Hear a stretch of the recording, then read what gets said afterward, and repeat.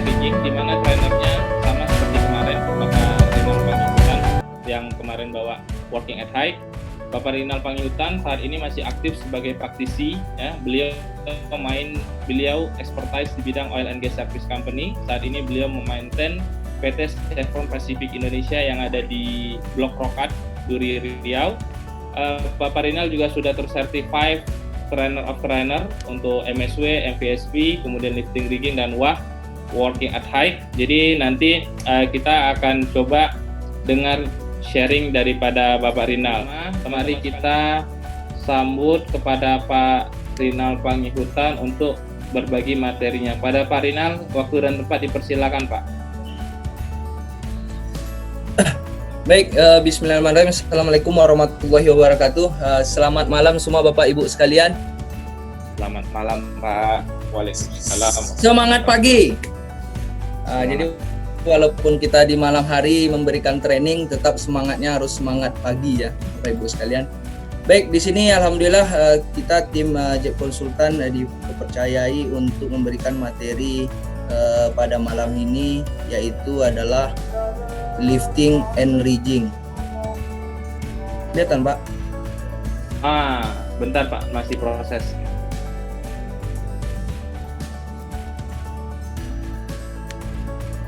Oke, sudah kelihatan Pak Rinal.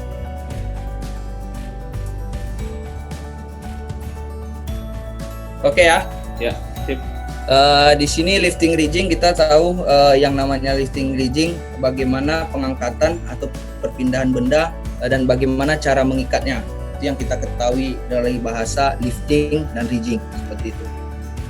Baik, di mana tujuan dari training ini sama kita ketahui adalah untuk memberikan perlindungan kepada setiap orang di mana di tempat kerja, sehingga keselamatan, kesehatan akibat proses lifting rigging dapat dijalankan. Jadi tidak ada bahaya tujuannya pembelajarannya dari teori-teori ini. Yang kedua, jaminan perlindungan kepada siapa? Ya bagi para pekerjanya, benda yang diangkat atau fasilitas atau area kerjanya, sehingga terhindar dari kerusakan ataupun kerugian dari material ataupun fisik dari para pekerja. Yang ketiga, memberikan jaminan perlindungan dan rasa aman untuk meningkatkan produktivitas. Jadi bagaimanapun yang namanya lifting, ketika kita melakukan pengangkatan, otomatis itu untuk meningkatkan produktivitas dari perusahaan kita masing-masing. Tiga tersebut, ya. Tolong PPT-nya di full screen, Pak. Di full screen, Pak. Ada yang minta di full screen. Oke, siap. Oke, jelas ya Bapak, Ibu sekalian. Baik, lanjut ya. Berikutnya, terkait lifting rigging ini, kita di sini mempelajarinya, kita belum berbicara spesifikasi apa-apa aja unit ataupun benda-benda ataupun alat bantu angkat apa saja yang dikatakan lifting rigging. Jenis crane ini segala macam kita belum membahas di training ini. Kita hanya membahas bagaimana proses pengangkatan itu berjalan dengan aman dan selamat seperti yang pertama tadi. Dan di sini lifting rigging akan berkaitan dengan alat angkat bagi pekerja konstruksi, baik konstruksi ringan, servis dan lain sebagainya yang membutuhkan alat bantu angkat tadi. Selain alat bantu angkatnya dan operatornya, juga ada yang namanya rigger ataupun juru ikat. Dalam undang-undang itu ada, nanti kita bilangkan apa-apa aja dasarnya. Sebelum kita masuk, apa itu pengertian dari lifting rigging ini secara terperinci. Yang paling penting, tujuannya untuk mengingatkan kita bahwa ada potensi bahaya yang sangat tinggi ketika kita melakukan pekerjaan loading, unloading, ataupun lifting rigging ini. Angkat, mengangkat, mindah, memindahkan. Baik dari tempat yang tinggi ke rendah, ataupun rendah ke tinggi. Seperti itu. Baik. Ini dia. Dasar hukumnya. Ada beberapa dasar hukum yang bisa kita masukkan untuk proses yang akan kita lalui ketika kita akan melakukan pekerjaan lifting dan rigging. Yang pertama jelas Undang-Undang tentang K3 ya, nomor 1 tahun 1970. Undang-undang untuk lifting rigging itu kita bisa masuk pada Undang-Undang Permen nomor 5 tahun 1985 tentang pesawat angkat angkut, dan untuk persyaratan kualifikasi operator, kren ataupun riggernya itu juga ada di Permen nomor 1 1989 dan juga di Permen nomor 9 tahun 2010. Dan ada pendukung lain undang-undangnya. Ya, kalau kita berada di pekerjaan itu mengharuskan melintasi jalan umum, ada lagi Undang-Undang nomor 9 tahun 2009 tentang tata lalu lintas kita. Dan juga petunjuk pabrik atau manual book untuk barang ataupun equipment yang kita gunakan atau lifting gear yang kita gunakan untuk melakukan pengangkatan tersebut. Ini terkadang berbeda-beda dari setiap vendor ataupun setiap pabrik yang mengeluarkannya. Baik, di sini ada banyak pengertiannya. Ada banyak. Kenapa? Karena di sini semualah pekerjaan lifting rigging itu berperan. Pertama, yang dinamakan lifting rigging adalah proses di mana muatan dipasang atau diikat, dipindahkan secara terencana dan sistematis dengan menggunakan alat mekanik atau peralatan khusus. Nah, itu dia bisa seperti kren, bisa seperti forklift, dan banyak segala macam yang bisa memindahkan loading unloading, baik dari rendah ke tinggi atau tinggi ke rendah, atau secara vertikal atau horizontal, seperti itu. Berikutnya adalah peralatan alat angkut yang dikonstruksikan atau dibuat khusus untuk mengangkat, menaikkan, menurunkan seperti yang kita sampaikan tadi. Sama sebenarnya. 2, 3, dan 1 itu sama. Berikutnya adalah operator. Tenaga kerja yang mempunyai kemampuan memiliki keterampilan khusus dalam mengoperasikan pesawat angkat angkut ini. Ya, CEO seperti CEO OAC kah namanya, overhead crane, ataukah kren, mobil kren, forklift kren, segala macam. Yang harus menggunakan CEO untuk melakukan pengoperasian alat tersebut. Teknisi yang membantu pelaksanaan pemasangan atau pemeliharaan. Contoh kita bekerja ada teknisi, itulah yang namanya teknisi. Untuk mengangkut, memasang atau pesawat angkat angkut itu dan komponen-komponennya. Kadang ada tuh yang mobil kren, dia tidak bisa langsung, harus ada teknisi untuk merakitnya, seperti itu. Berikutnya, petugas adalah tenaga kerja yang mempunyai kemampuan memiliki keterampilan khusus di bidang pesawat angkat angkut yang terdiri dari juru ikat dan teknisi. Nah, ini dia. Teknisi dengan petugas hampir sama, cuman nanti dia beda tempatnya. Kalau teknisi memang dia khusus untuk mendirikan atau membuka atau mendismantling atau mengkopel komponen-komponen dari alat bantu angkat kita tadi. Seperti itu, baik dia tower crane atau segala macam. Kalau juru ikatnya ini untuk mengikat atau memastikan yang dia lakukan untuk pengikatannya itu aman. Seperti yang diterakan di bawah juru ikat, di mana tenaga kerja yang mempunyai keterampilan khusus untuk mengikat barang. Nah, seperti itu. Nah, inilah petugas-petugas yang ada di proses pengangkatan tersebut beserta pengertiannya. Dan harus juga dilampirkan lisensi. Nanti kita bahas di slide berikutnya. Jadi walaupun dia berkategorinya dia mampu untuk melakukan pengangkatan, namun tidak ada lisensinya, dia tidak bisa dikatakan berkompetensi dalam bidang pengangkatan itu sendiri. Begitu dia. Lanjut kita Bapak Ibu ya. Berikutnya kualifikasi rigger. Yang pertama, dari undang-undang yang kita sebutkan tadi, rigger harus mempunyai kualifikasi. Seperti yang ini Pak, kualifikasi ataupun syarat yang di Permen nomor 189 ataupun Permen nomor 9 tahun 2010. Nah, atas dasar itulah kita bisa mengatakan kualifikasi rigger. Baik itu dia tentang peralatan liftingnya, dia harus mengetahui, dia mengetahui muatan dan yang akan diangkatnya, area paparannya apa saja yang akan dia lakukan, terus muatannya, mengikat muatannya itu yang paling penting, dia harus bisa mengikat dengan aman dan selamat. Kualifikasi untuk operator, dia harus tahu meninjau ulang lifting plan kalau ada lifting plan-nya apabila pekerjaan lifting tersebut kritikal. Dan juga dia berpengetahuan tentang sinyal dan komunikasi. Contoh, seorang signalman memberikan aba-aba, dia harus paham aba-aba apa yang diberikan oleh signalman tersebut. Ataupun berkomunikasi via radio, dia harus tahu apa yang disampaikan via radio tersebut. Sehingga tidak miskomunikasi di situ, perbedaan pemahaman antara operator dengan signalman-nya. Berikutnya juga secara visual keren, baik kelengkapan rigging sebelum digunakan, dia inspek dulu ORDC secara visual seperti itu, sehingga memang ready to use untuk digunakan seluruh alat lifting gear-nya. Dan juga dia harus bisa menganalisa hazard dan bahaya yang ada di sana. Dan juga harus mengetahui kapan waktunya untuk melakukan atau menerapkan SWA ataupun SSWA itu sendiri. Berikutnya, signalman. Kualifikasi dari signalman atau spotter adalah dia mengetahui ruang lingkup pekerjaan dan cara berkomunikasi yang bagus, yang satu pemahaman dengan operatornya sendiri.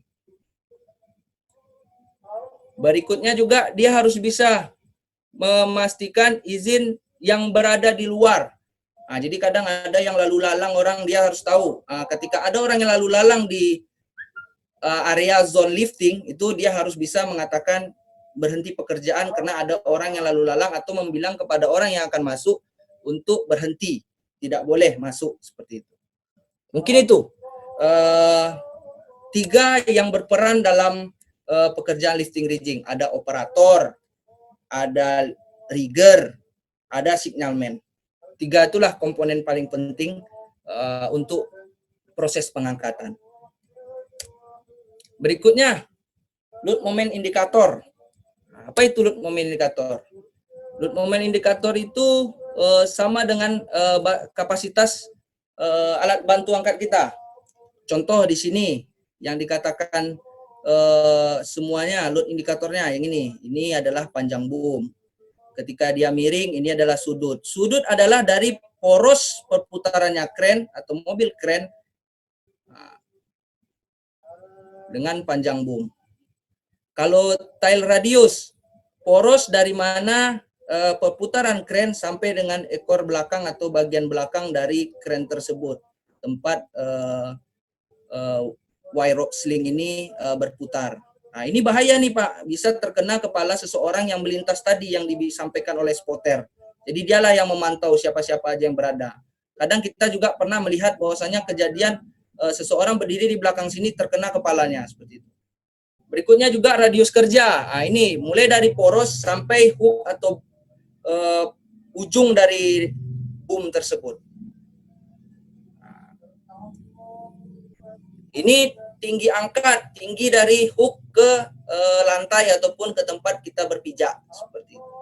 Karena kalau makin rendah hooknya, bisa juga ada orang yang melintasi ataupun riggernya memegang, dia tidak fokus ataupun tidak perhatian dengan area sekitarnya, dia juga bisa terkena dari hook ini. Makanya kita tidak boleh berada di line of fire saat kita melakukan pengangkatan ataupun daerah berbahaya yang mengakibatkan kita bisa tertimpa.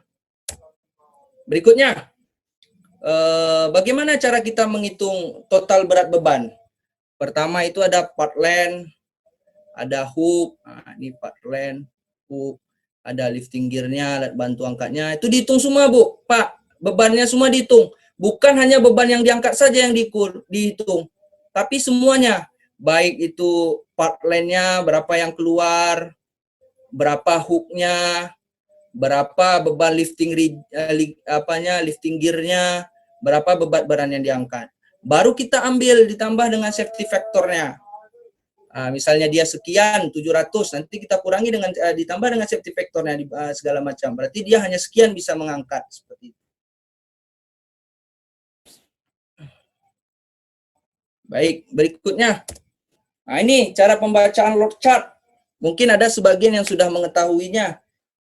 Di sini, di yang kuning, lingkaran yang kuning, itu adalah, kelihatan Bapak Ibu di bawah ini, adalah kekuatan maksimal atau 100% pengangkatan dari unit yang kita operasikan atau operator operasikan. Dari sini ada yang pertama, ketika berapakah kapasitas alat angkat bila kren di setup dengan king radius 7 meter dan panjang boom 8,45. 8,45 panjang boom. Maka dia minta di 7 meter. Ini adalah radiusnya berdasarkan meter, ini adalah panjang boomnya berdasarkan meter. Seperti ini. Ini adalah panjang boom yang diminta 8 meter. Nah, ini sini adalah sudut radiusnya. Radius kerja. Nah, ini yang dia minta, Pak. Bukan radius sudut boom, tapi ini. Nah, ini. Nah, seperti itu. Dia otomatis dia akan lebih tegak. Baik, kita lanjut.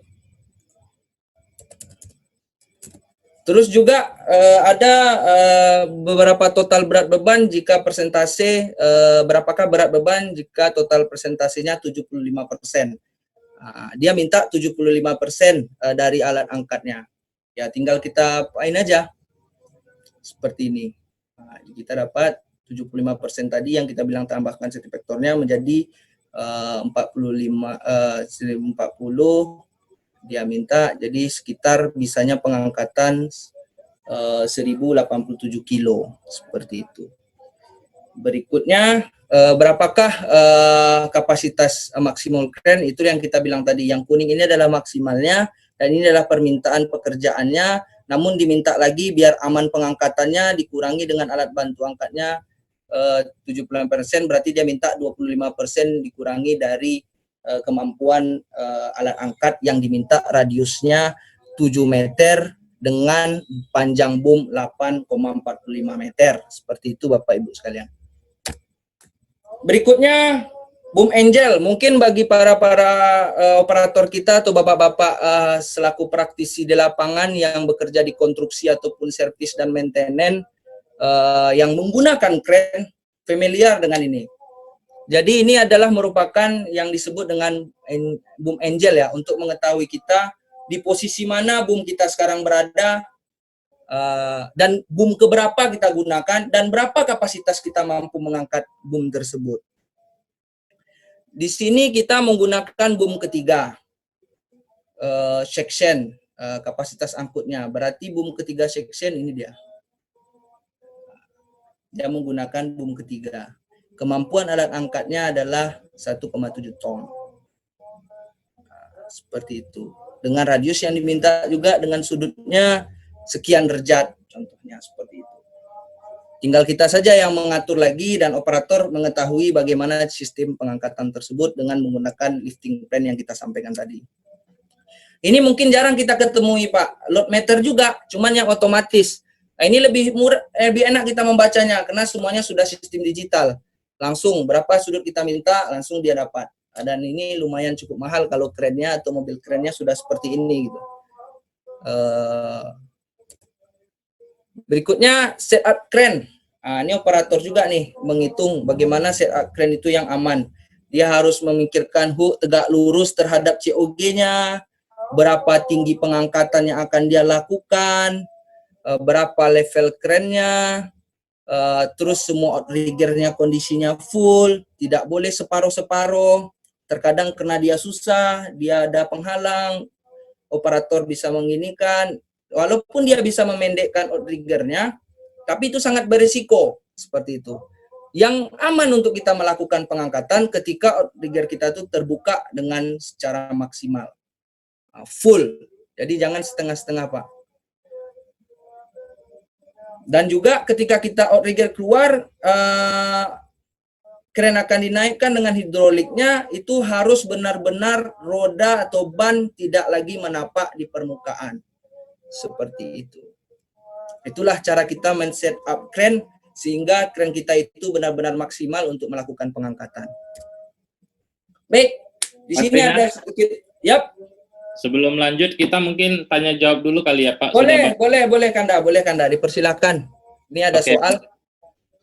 Nanti kalau seandainya pertanyaan ini ada di slide, Pak Rinal boleh bilang skip, berarti nanti pertanyaan ini akan kita bahas di next slide-nya ya Pak ya. Jadi kalau sekiranya pertanyaan ini relevan dengan next slide kita, nanti bilang aja ini tolong di skip, ada di slide yang akan kita bahas gitu ya Pak Rinal ya. Boleh Kanda. Untuk pertama, ada dari Pak Marvin Manurung. bertanya bagaimana kriteria sling dan webbing itu masuk kategori di reject, Pak. Nah, kalau ini ada nggak di slide berikutnya? Kalau ada, mungkin kita skip dulu. Ada, Pak. Ada, Kanda. Oke, baik. Pak Marvin, nanti kita akan bahas di slide berikutnya ya, Pak ya. Kemudian dari Pak Rambe Ari, standar untuk membuat lifting plan, apakah ada, Pak? Lifting plan itu standarnya mengacu kepada area fasilitas kita masing-masing. Di undang-undang yang kita sebutkan di dasar hukum tadi, operator harus bisa membuat lifting plan apabila pada saat itu pekerjaan dikatakan kritikal, itu mengacu dari form atau standar yang ada di perusahaan masing-masing atau di tempat area fasilitas masing-masing melakukan aktivitas pekerjaan, Pak. Contoh, perusahaan Pertamina dengan perusahaan Chevron untuk lifting plan-nya itu berbeda untuk standarnya. Kalau di Chevron mungkin dia bisa memakai 75% dalam alat bantu angkatnya dan segala macam bla bla bla. Kalau di Pertamina dia ada lagi standarnya apakah 10% atau sampai 20% dikurangi dari alat bantu angkatnya. Itu tergantung dari perusahaan kita ataupun manajemen dari fasilitas ataupun yang kita lakukan proyek di area mereka, Bapak. Mungkin itu. Ya, karena memang setiap company itu memiliki lifting checklist ya, Pak ya. Iya, lifting checklist masing-masing. Itu nanti akan terintegrasi dengan perhitungan dan safety factor daripada lifting plan itu sendiri gitu ya, Pak ya. Ya, dan mereka mengacu kadang biasanya kalau yang mengutamakan keselamatan lebih tinggi, maka dia akan mengambil walaupun alat bantunya angkatnya bisa 100 ton, dia akan mengurangi sampai 25%. Jadi kemampuan alat angkatnya 75%. Ada yang 80% alat angkat yang bisa digunakan. Itu tergantung seperti yang Kanda sampaikan. Oke, siap. Kemudian Pak Rinal dari Pak Pandu nih, tanya, untuk lifting gear, apakah sertifikat manufaktur dapat disertakan dengan sertifikat, dapat disetarakan dengan sertifikat dari Disnaker? Artinya, tanpa dilakukan sertifikasi Disnaker, lifting gear tersebut dapat dianggap layak pakai, seperti itu. Jadi kalau untuk lifting gear ketika kita membeli contoh webbing sling, cycle, hook segala macam lah ya atau wire rope, memang dia akan mengeluarkan sertifikat. Namun dari undang-undang pemerintah untuk lifting gear itu harus tersertifikasi seperti undang-undang itu. Per berapa bulan? Per 6 bulan sekali, Pak. Jadi begitu kita beli, alangkah baiknya kita mensertifikasi untuk 6 bulan ke depannya. Oke, berarti dalam hal ini tidak dibenarkan ya untuk sertifikat manufaktur itu dipakai seperti itu ya, Pak ya? Iya, benar sekali. Makanya kita kan ada di dasar hukum kita di panduan kita kita review slide sebelumnya ya yang dasar hukum ini kan sesuai manufaktur gini kan kita sampaikan nih. Kenapa kita bilang ini petunjuk pelaksanaan dari pabrik pembuat? Karena kita hanya bisa mengacu di situ kalau dari pembuat kemampuan webbing sling itu 1 ton, sebenarnya dia bisa lebih SWL-nya gitu. Lebih. Tapi untuk meyakinkan itu, bagaimana kita melakukannya? Itulah dengan mensertifikasikannya. Itu sebenarnya untuk jaga-jaga brandnya bahwasannya sekian meter atau sekian kilo atau sekian beratnya dia tidak bisa putus. Sebenarnya itu. Jadi undang-undangnya di mana kita akan melakukannya di sini. Di kualifikasi dan syarat-syarat operator dan alat bantu angkatnya. Itu dia Kanda. Oke, siap. Jadi memang pemeriksaan terkait lifting gear ini sangat penting ya, karena banyak sekali failure ya, kecelakaan itu justru bukan hanya dari alatnya saja, tapi alat angkutnya atau lifting gear-nya juga sering sekali gitu ya, makanya jadi konsen tersendiri gitu ya Pak Rinal ya. Ya, siap. Makanya itu menjadi konsen untuk pengangkatan ini, semua alat untuk bantu angkatnya tersertifikasi tentunya. Ya, terlebih nanti apabila pengangkatan itu masuk kategori critical lifting gitu ya Pak Rinal. Benar ya? Sekali, Kanda. Benar sekali. Akan lebih ketat lagi untuk persyaratannya, seperti itu ya. Ya, benar Kanda. Oke, baik. Kemudian lanjut, ada dari Pak Jerry Yohanes, pada saat parkir unit crawler crane, perlu dipasang grounding nggak Pak? Berarti boomnya apa? Grounding? Jadi gini, unitnya adalah crawler crane. Pada saat parkir itu perlu dipasang grounding.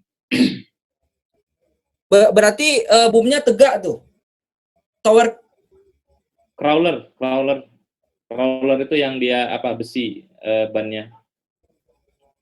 Kalau dia parkir, apakah kalau dia kalau grounding crane apa itu kalau itu dia tidak kecuali dia berdiri boomnya Pak. Apa Kanda? Kalau berdiri boomnya Ya. dia harus dipasang, tapi itu tidak distandarkan. Jadi itu masuk di materi kita sebenarnya itu masuknya nanti di jenis crane. Makanya saya bilang bagaimana safe yang aman ketika kita menggunakan crane ini, cara markirkan dan segala macam. Jadi ini bukan bagian dari sini. Tapi tidak apa-apa, saya jawab aja sedikit. Arti kata kalau dia tegak itu tidak boleh. Apapun jenis kerennya, ketika dia tegak boomnya, ketika kejadiannya hujan, badai segala macam, kalau kita di kapal itu harus dia matikan dulu. Kecuali dia tower crane. Tower crane karena dia tidak bisa dilipat dengan cepat. Seperti itu. Baru di grounding dia Pak Kanda. Berarti dalam hal ini ketika crane itu boomnya tegak, maka harus dilakukan pemasangan grounding seperti itu ya Pak ya? Ya, tapi itu tidak direkomendasi Pak ya. Jangan dia boleh kok asalkan dipasang groundingnya. Tidak boleh, tapi sebisa mungkin operator harus menidurkan atau melevelkan boomnya dulu. Tapi kan kalau crawler crane ini kan dia nggak bisa keluar masukin Pak, nggak ada hidrolik dia. Oh, kalau memang tidak ada hidroliknya, lakukan grounding biar tidak terjadi hal-hal yang tidak kita duga, sama seperti tower crane kan? Ya, jadi dia memang sama kayak tower crane Pak kalau untuk tower crane ini karena dia nggak seperti hidrolik nggak bisa keluar masuk, jadi dia itu udah tetap gitu Pak. Oke.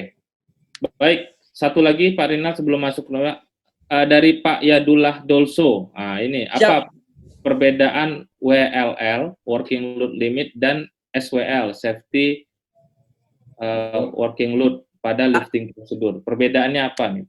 Kita tahan Pak, ada di slide-nya kan dah. Oke, siap. Nah, kalau gitu coba satu lagi terakhir nih. Nah, dari Ibu Irma Susanti Sitorus, izin bertanya, untuk pengoperasian overhead crane, hoist crane, itu perlu rigger atau tidak? Kemudian, untuk operator, haruskah yang berlisensi, jenisnya kelas berapa, dan apa beda lisensinya dengan rigger berdasarkan kelasnya? Ya, baik. Kalau untuk HOAC, kita paling sering kalau di shop ya, di shop ataupun di warehouse atau segala macam tuh banyak menggunakan HOAC ya. Jadi kalau HOAC itu standar untuk pekerjaannya hanya ada dua, Bu. Nantulang. Pertama itu operator HOAC itu sendiri, yang kedua rigger. Jadi rigger nanti di situ dia akan bisa merangkap pekerjaannya sebagai signalman atau mengarahkan kemana operator akan melakukan pengangkatan dan membawa barang yang diangkat. Itu yang pertama. Kenapa hanya bisa dua? Karena dia kategorinya tidak sekritikal untuk pengangkatan kren. Kenapa tidak kritikal? Karena pengangkatannya biasanya rutin itu aja pekerjaannya. Pindahkan barang datang ke tempat mau dikerjakan atau mengangkat barang yang sudah ready ke tempat yang akan dibawa user ataupun customer dari perusahaan tersebut. Lisensinya bisa kelas 2, bisa kelas 3 atau kelas A atau kelas B gitu. Dan lisensinya berbeda antara rigger dengan operator. Rigger memang rigger nanti tertulis di situ di lisensi kita. Operator ya operator, alat angkat angkut di lisensi kita seperti itu. Berarti dalam hal ini diwajibkan nggak harus ada rigger dalam OHC itu Pak Rinal? Diwajibkan Ya. kan dah. Karena di kita tidak boleh berpegang atau menyentuh benda yang kita angkat langsung. Karena pernah suatu kejadian ketika kita memegang benda yang kita kerjakan tanpa ada yang mengikat, itu yang berbahaya tuh. Dia ayunannya itu. Jadi nanti riggernya untuk HC dia akan memakai tagline yang dimana dia bisa mengarahkan ayunan atau hentakan dari benda tersebut sehingga dia tidak terkena dampaknya atau orang lain di sekitarnya tidak terkena dampak dari ayunan ketika kerja atau pekerjaan itu dilakukan loading unloading. Oke, baik Pak Rinal. Karena kita di Chevron ataupun di Pertamina itu banyak menggunakan itu. Jadi kita mengambil rigger sebagai pendamping operator. Oke, baik. Jadi udah jelas ya Ito Irma bahwa memang lisensinya harus ada, operator kren dan riggernya, kemudian jenisnya ya memang jenisnya adalah kren overhead, dan kemudian kelasnya bisa kelas 3 atau 2. Sebenarnya perbedaan kelas daripada operator itu ada di Permenaker nomor 9 tahun 2010 terkait klasifikasi dan klasifikasi daripada operator itu sendiri, seperti itu. Jadi kalau memang OHC-nya kecil mungkin bisa dipakai kelas 3, ya berikut levelnya seperti itu ya. Oke, baik. Bapak Ibu sekalian, di chat kita udah kirimkan form absen ya. Mohon sambil paralel nanti form absennya bisa diisi dulu untuk sebagai bukti evidence kita malam ini ya. Karena terkadang teman-teman itu lupa, karena di mana-mana kita pertanggungjawabannya training itu adalah selain kami record ya, ini akan kami record juga, jadi nanti yang join di tengah-tengah bisa review lagi di YouTube, kita akan upload ke channel kita. Tapi untuk Bapak Ibu yang hadir, tolong kita udah kirim linknya, jadi nanti tolong dilakukan absen. Oke, baik Pak Rinal, silakan dilanjut lagi materinya, Pak Rinal. Baik, kita lanjut ya Bapak Ibu sekalian.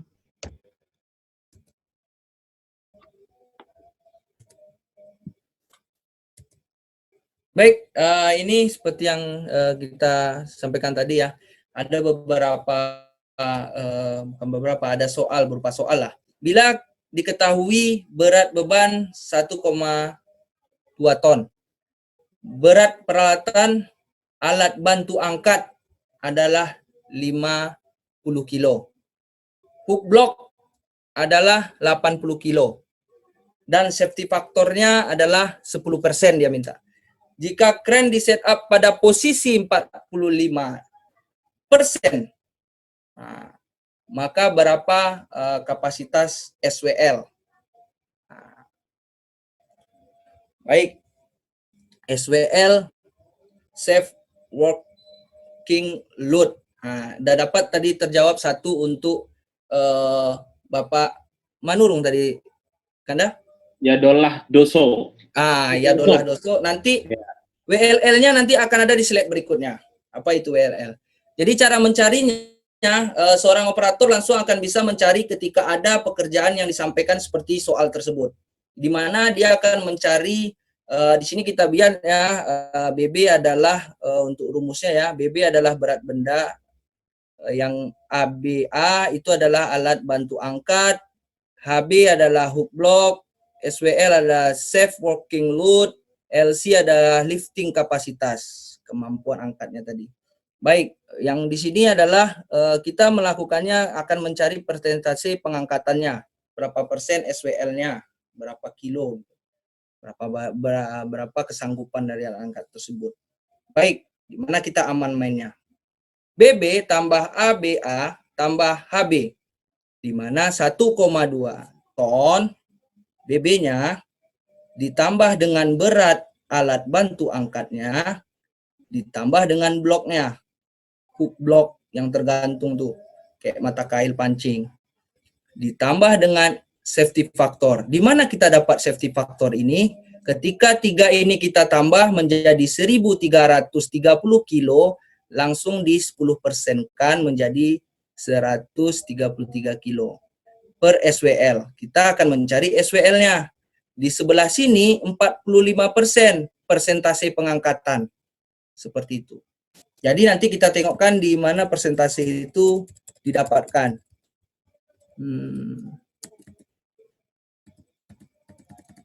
Ada di load sini dia. Dia minta persentase pengangkatan.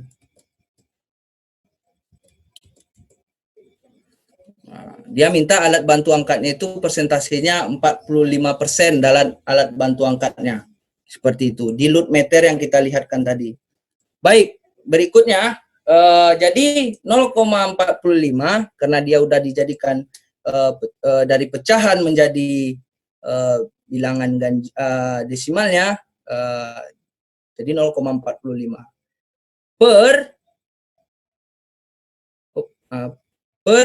jadilah SWL-nya 3251 kilo. Inilah yang bisa diangkat dengan kemampuan angkat. Persentasinya yang diminta adalah setup kren itu 45%. dari kapasitas SWL-nya, seperti itu. Inilah safe working load-nya. Disitulah amannya dia melakukan pengangkatan ketika dia minta setup crane-nya 45%. Seperti itu. Baik, kapan situasi pekerjaan itu bisa dihentikan? Yang pertama, seperti disampaikan tadi, kilat petir di sekitar lokasi kerja. Kalau kita di kapal, itu kita harus kecepatan angin, kita prediksi juga kalau dia lebih dari sekian, lebih besar dari 56 kph, nah itu kita harus menghentikan. Atau tinggi ombak, ini kalau yang di kapal nih, lifting plan dan riggingnya rusak atau cacat, alat bantu angkat kita rusak, pekerja memberikan sinyal berhenti darurat, seorang signalman ataupun orang yang berada di sekitar situ seperti mandornya atau supervisornya menggunakan emergency stop, seperti itu. Satu, ada orang yang masuk di area lifting zone kita, daerah berbahaya untuk melakukan pengangkatan. Itu juga harus diberhentikan. Kenapa? Karena orangnya tidak authorized person dalam melakukan kegiatan tersebut. Berikutnya, load identification. Ada bentuk-bentuk benda yang akan kita lakukan pengangkatan. Ada yang persegi, ada yang silinder, ada juga kombinasi. Banyak dia barang-barang yang kita angkat. Jadi untuk ini semua kita harus tahu dulu berapa volumenya, itu yang paling penting. Apapun benda yang kita angkat, operator pasti akan lebih tahu dulu apa saja benda yang akan diangkat dan berapa volume atau beratnya dari benda tersebut. Contoh lagi, ada beberapa soal. Kalau dia silinder, benda mempunyai dimensi seperti gambar, yakni diameternya adalah 70 cm dan tingginya adalah 1,75 meter. Berapa beban yang bisa beban tersebut diisi dengan air? Berat bebannya bila diisi dengan air adalah, ini mutlak berat air Pak ya, jadi 1,25 kilo. Kayak misalnya besi berapa beratnya gini, itu sama dengan ini. Kayak gini beton, berat beton tuh massa jenisnya tuh 220 kilogram, 2200 kilogram. Kalau berat air massa jenisnya 1,25 kilogram meter persegi, seperti itu. Baik, cara mencarinya seperti tadi, kita masukkan rumus volume dulu, P kali R kuadrat kali T. Seperti itu. Jadi kemampuan untuk kita mengangkatnya, kita bisa berat benda yang kita angkat adalah 686,75 kilo, seperti itu. Begitu juga sebaiknya yang ini. Kalau di sini karena ada dia kombinasi, ada dua bentuk. Pertama kubus yang besar, berikutnya adalah kubus yang kecil, berarti dua volume yang harus kita hitung. 1 kali 2, panjang kali tinggi kali lebar. Seperti itu. Sehingga yang kita angkat adalah kalau dia beton dengan massa jenisnya sekian adalah sebesar 6.600 kilo atau setara dengan 6,6 ton. Seperti itu. Dan ini semuanya operator harus bisa menghitung berat benda yang akan diangkat, seperti itu. Ini adalah COG, Center of Gravity, atau menentukan titik berat. Jadi ada macam-macam lambang COG yang kita bisa lihat di tempat pengangkatan. Biasanya di kontainer atau di apa-apa banyak tuh ada COG-nya, atau di kotak-kotak atau di yang sudah dipaking dengan palet atau apa di bokan, itu biasanya ada COG. Sehingga operator bisa mengetahui disitulah titik dia untuk biar tidak terjadi tidak balance-nya saat melakukan pengangkatan. Bagaimana menentukan COG? Biasanya ditandai oleh pabrik pembuat. Itu dia kan. Kalau misalnya kita angkat balok, itu dia ada tuh biasanya tandanya. Macam-macam seperti tadi ada 3. Nah, juga terdapat juga katalog untuk blueprintnya, seperti kayak mana di sini loh yang tidak boleh, di sini yang ringan seperti gambar ini. Dia langsung tahu. Kadang dia dibikinnya peta aja semua, padahal di sininya nih ada sisa gitu. Jadi kita bisa mengetahui dari katalog yang diberikan kepada kita. isi dari barang tersebut. Juga berat beban sudah dilengkapi dengan lifting lug. Seperti kontainer itu kan ada langsung tuh lifting lugnya. Disitulah kita bisa melakukan pengangkatannya seperti itu. Namun jangan mentang ada juga safety lug, terkadang safety lugnya itu hanya sebatas di patri aja, di las biasa aja. Kalau dia di las biasa, dia harus menyertakan sertifikatnya terkait kemampuan dari las yang sudah dilakukannya untuk lifting lugnya. Baru kalkulasi itu nanti operator yang akan mencari sesuai dengan perkiraan dan segala macam di lifting plan-nya. Berikut adalah masih dengan COG, titik di mana beban dapat seimbang. Kita juga harus memprediksi, kalau nampak bendanya seperti ini, kita bisa memprediksi di mana beratnya yang biar seimbang dengan menyetel alat bantu angkat kita seperti itu. Seperti yang ini. COG-nya di sini. Kalau gini, itu mereng dia nanti kan banyak. Berikutnya, ini juga salah satu menentukan COG. Ini seimbang dia. Kalau yang ini tidak, yang ini dia akan miring gini dia nanti Pak. Yang A akan tempang. Jadi yang benarnya yang C gini dia. Jadi enak dia membawanya seperti itu ketika kita melakukan swing. Berikutnya, untuk menentukan COG juga ada rumusnya tersendiri. Bagaimana ada X dan Y, pelajaran kita terlebih dahulu dulu. Di mana A adalah titiknya. Ini berarti dia 8 meter, panjangnya 4 meter, lebarnya. Jadi totalnya 32 cm luas bendanya. Berarti setengah dari 8 meter adalah 4, setengah dari 4 adalah 2. Disinilah titiknya, COG-nya. Seperti itu. Jadi titik nolnya adalah di titik Y ada 4, di titik di titik X ada 4, di titik Y ada 2, seperti itu. Lanjut. Baik, berat itu antara ini mungkin berat kotor dan berat bersih ya, dengan segala macam, ditambah tara adalah selisih dari bruto dan neto dikurangi. Ada contohnya juga, bila kita tidak mengetahui nih beratnya, jadi kita pakai berat teka-teka berat kotor gitu. Bila mesin las mempunyai berat bruto 1,2 ton, dengan dudukannya yang kita tidak ketahui tadi, berapa selisih beratnya itu 0,2 ton, maka netonya mesin las tersebut adalah seperti rumusnya adalah bruto dikurangi tara, jadi hasilnya adalah 1 ton. Jadi kita bisa melakukan pengangkatan dengan kren kita, kalau kren kita 3 ton bisa kita lakukan pengangkatan. Baik, ini untuk load calculation. Ini untuk kalau kita bicara ini tali wire rope-nya dengan kodenya 6x3 fiber core. Nanti kita jelaskan apa itu 6, apa itu 9. Di slide berikutnya.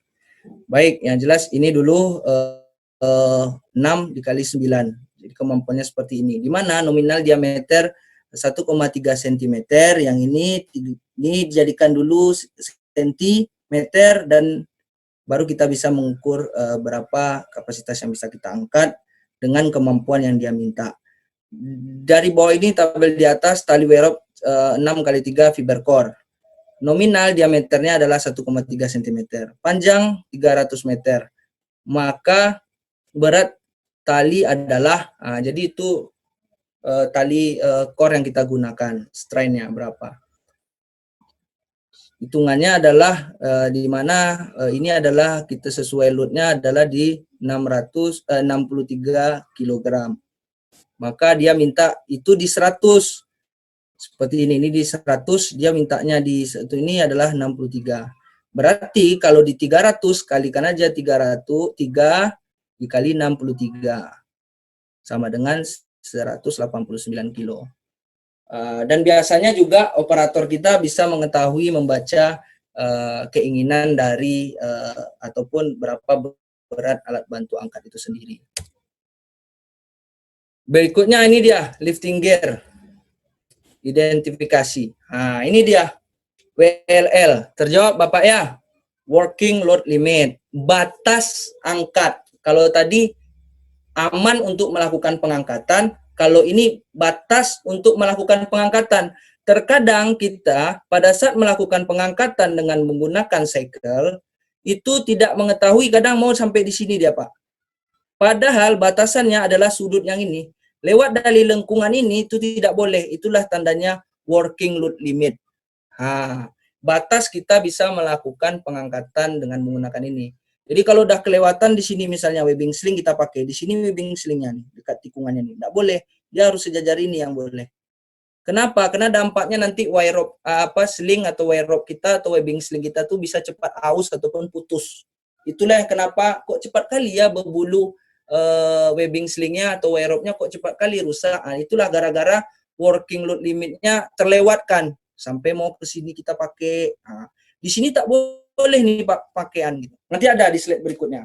Jadi dalam cycle ini ada beberapa dia. Ada di sini ABC ini adalah merek ataupun manufaktur dari perusahaan yang membuatnya. Ada di sini 30 ton, 30 T itu adalah batas work limitnya 30 ton. Jadi dia 30 ton di sini. Seperti itu. Berikutnya adalah sudut maksimalnya 45 derajat. 45 derajat. 45 derajat itu maksimumnya 30 ton. Kalau dia tidak 45 derajat berarti dia lebih besar sudutnya, berarti dia lebih kecil. Dia semakin besar sudut kita, semakin kurang beban angkat kita gitu. Seperti itu. Sama juga semakin panjang boomnya, semakin kurang beban angkat kita. Itu sih, ini ukurannya, ukuran diameter ini yang 1,5 inci. Gitu. Lanjut. Ini dia tadi 6 kali 9 tadi dia minta Pak ya. Ini dia. Yang dimaksud dengan 6 itu adalah strain. Strain itu adalah kawat yang melapisinya. Ini strain. Nanti ada lebih jelas lagi. Ini biar nampak dulu strain. Satu gumpalan ini namanya strain. Berarti dia ada 6. 1, 2, 3, 4, 5, 6. Inilah strain namanya. Yang dia minta tadi 6 strain. Kali 9. 9-nya di mana? Ini 19. 19 itu yang ini, inti dalamnya, yang wire-nya. Per wire. 1, 2, 3, 4, 5, 6, 7, 8, 9, 10, 11, 12, 13, 14, 15, 19. Baru ini inti core-nya. Seperti itu. Ini adalah tipenya. Independent wire rope core. Yang tadi dia minta yang lain seperti itu. Apa tadi dia minta seperti itu. Jadi operator pasti langsung tahu bahwasanya kalau dia minta 6 kali 9, 6 kali sekian, dia langsung bisa tahu karena dia sudah mengetahui berapa strain kalau dia menggunakan wire rope pada saat melakukan pengangkatan. Ini dia komposisinya. Ada core-nya, ada strain-nya. Ini dia katakan strain tadi, Pak. Yang ini, yang strain yang ini nih, ini dia. Ini wire-nya yang ada 19 dalam satu strain ini. Baru intinya. Inti dari wire rope ini tadi. Baru setengahnya, sama dengan tengahnya itu. Satu lay. Bentangan. Ada yang 2 lay di dalam nih, Pak. Ada yang 3, tergantung wire rope yang kita gunakan dan apa yang akan kita angkat. Jadi makin beban yang diangkatnya makin bisa lebih tinggi lagi. Berikutnya ini kerusakan yang kita sampaikan tadi Pak. Kerusakan ketika wire rope kita atau tali kawat baja kita itu rusak. Ini udah rusak nih wire-nya sebanyak 6 helai wire-nya rusak ditambah dengan 3 helai wire rope-nya sudah putus. Ini sudah tidak bisa kita gunakan. Seperti itu, Pak. Memang ada teknik penyambungan, itu biasanya nanti kita akan pelajari di waktu operator crane dan rigger biasanya untuk melakukan bagaimana caranya menjalin ataupun, dan kalau menjalin itu sih sebenarnya tidak direkomendasikan, cuma nanti untuk pengangkatan yang jauh di bawah itu mungkin bisa dilakukan, tapi tidak direkomendasikan seperti itu. Baik, ini untuk sling ada cara pembacaan di tag. Biasanya kalau kita beli manufaktur seperti yang disampaikan tadi, ada penjelasan ini. Ini contohnya kalau dia pengangkatan basket, kemampuannya 7,8 ton. Biasanya sling, webbing sling ada kode kapasitas berapa dia bisa mengangkat. Kalau dia model menceki atau cok itu biasanya 2,9 ton. Kalau dia model vertikal pengangkatannya itu bisa menjadi 3,9 ton. Seperti itu. Jadi WLL-nya working load limitnya itu hanya bisa di 3,125 seperti itu. Nah, ini dia. Kalau tadi itu adalah amannya untuk mengangkat, kalau ini adalah kemampuan angkatnya. Kalau working load limit itu Pak ya. Berikut ini kita bisa melihat mana yang benar atau mana yang tepat untuk melakukan mode pengangkatan. Bisa nanti kita menelaah dari pengertiannya ataupun dari penjelasannya. Jika sudut kaki sling semakin besar, maka tenaga kaki sling akan juga akan semakin besar, sehingga menurunkan kemampuan sling. Jadi itu yang saya bilang tadi Pak, kalau sudutnya makin lebar, maka kemampuan sling tersebut makin menurun. Kalau makin kecil sudutnya, maka kemampuannya akan semakin besar. Contoh di C, ini tegang kali, nanti bisa putus. Itulah worknya itu sudah lewat apanya untuk pencentelannya atau segala macamnya itu. Jadi itu yang bikin haus dan juga gesekannya. Karena tarikannya tadi semakin keras atau tegang, kencang. Kalau yang ini, yang ke gambar kedua, jika sling tertekuk kayak gini, terpatah. Ini akan merusakkan fisik sling. Itu dia makin sudut, makin sudut. Jadi yang B ini yang benar. Kalau udah kayak gini kejadian ini pakai satu sling dan nih Pak, pakai sekel. Dia bagusnya pakai hook lagi ke sekel. Jadi agak lebih aman. Ini dia menggunakan 2 sling sehingga tidak terjadi banyak kali lekuk-lekukan saat melakukan pengangkatan. Ya, kalau dia bisa pakai 2 bisa, tapi dia akan berkurang kemampuan alat angkatnya seperti yang kita sampaikan karena dia sudah tertekuk. Berikutnya yang ini. Yang ini yang benar adalah yang A. Ya, dia tidak boleh mengenai pinnya. Bisa saja seperti yang disampaikan, ketika bergerak di posisi pada pin sekel maka dapat mengakibatkan kuncinya kadang goyang-goyang. Ya, kadang ada juga dikasih pin di sini. Namun ini akan mengakibatkan cepat haus pinnya seperti itu. Jadi yang benar adalah A, cara pengangkatan. Biasanya rigger juga mengetahui cara pengikatan ini, tidak hanya operator. Baik, disinilah rigger bekerja, signalman bekerja seperti itu. Signalman bekerja memberikan komunikasi kepada operatornya, always up, segala macam, berhenti, swing, itu semuanya harus satu persepsi dulu antara operator dengan rigger. Dia pakai yang mana? Atau dari perusahaan ada lagi aba-aba yang lain. Tidak apa-apa, tapi dia tetap bisa matching antara operator dan juga signalman-nya. Jangan nanti signalman-nya bilang boom, kadang ada gini ke atas, kadang dia minta gini ke bawah, dibalik-balik, bisa saja. Dia membuat kita apa?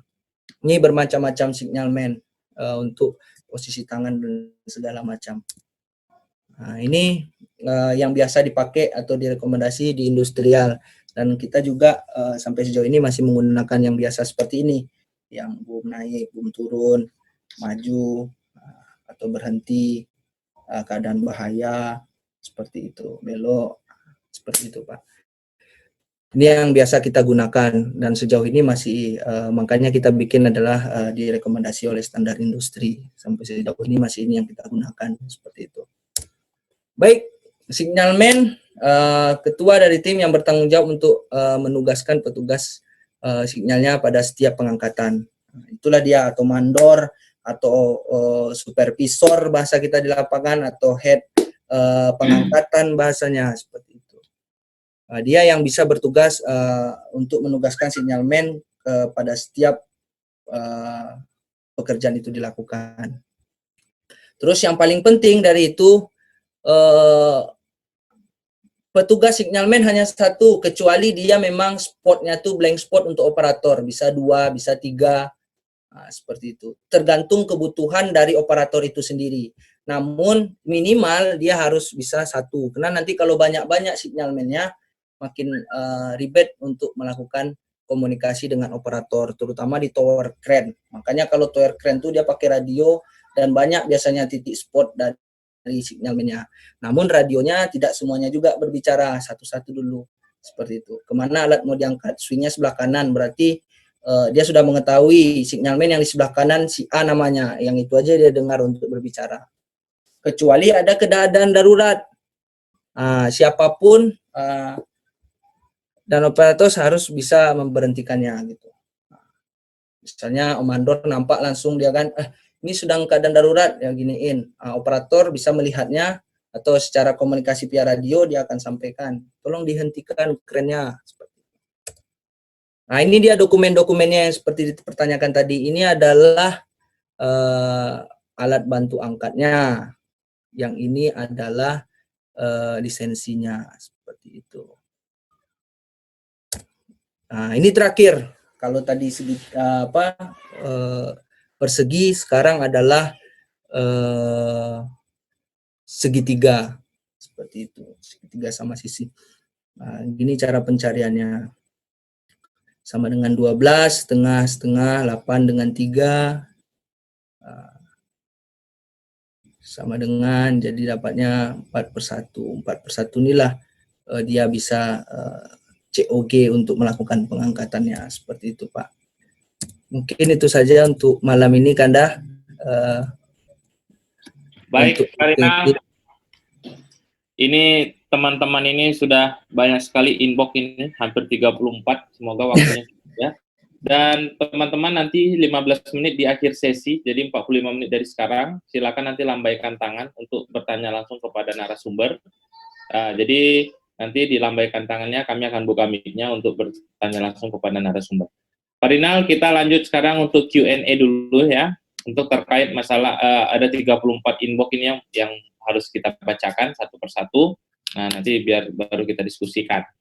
Yang pertama dari Pak Bobby Andrian Sitorus. Nah, bagaimana cara mengetahui atau menghitung kekuatan suatu rantai atau seling yang digunakan mengangkat suatu material selain mengetahui dari daya angkat yang sudah diketahui dari pabriknya? Jadi kekuatannya Pak, pada saat dia mengangkat selain daripada kapasitas dari pabriknya itu sendiri Pak. Menentukan berat bendanya atau alat bantu angkatnya? Kekuatan alat bantu angkatnya. Alat bantu angkatnya, kalau dia berupa rantai. Ya. Ya, kalau kita ketahui biasanya tidak ada cara lain selain kita melihat dari manufakturnya. Contoh, ketika wire rope atau sling itu rusak manufaktur atau labelnya tadi. Ya, kalau ada sesuatu perusahaan atau suatu manufaktur mengeluarkan berdasarkan warna, Pak. Ada ungu untuk sekian ton, ada hijau untuk sekian ton, ada kuning untuk sekian ton, seperti itu. Kita bisa langsung mengetahui berapa alat bantu angkatnya. Tapi kalau tidak, kita memang harus merujuk bagaimana kita harus bisa mengetahuinya dengan itulah gunanya color coding ataupun sertifikasi dari pihak ketiga kita untuk melakukan pengecekan berapa sih kapasitasnya. Katakanlah operator baru kan, operator lama dia lagi istirahat atau cuti, seperti itu. Seperti itu. Jadi kita memang harus mengetahui. Makanya dokumen-dokumen kita, itulah kenapa pada saat kita melakukan membeli manufaktur, kita harus mendampingi dengan sertifikat yang sudah diuji atau dikeluarkan, sudah dicek oleh kementerian. Itulah tujuannya Bapak. Oke, baik. Jadi selain daripada manufaktur sertifikat, maka dilakukannya pemeriksaan dan pengujian ya. Ya. Daripada alat itu sendiri. Benar Kanda. Oke, baik. Pak Rinal, just info, kita udah 200 peserta yang join nih Pak.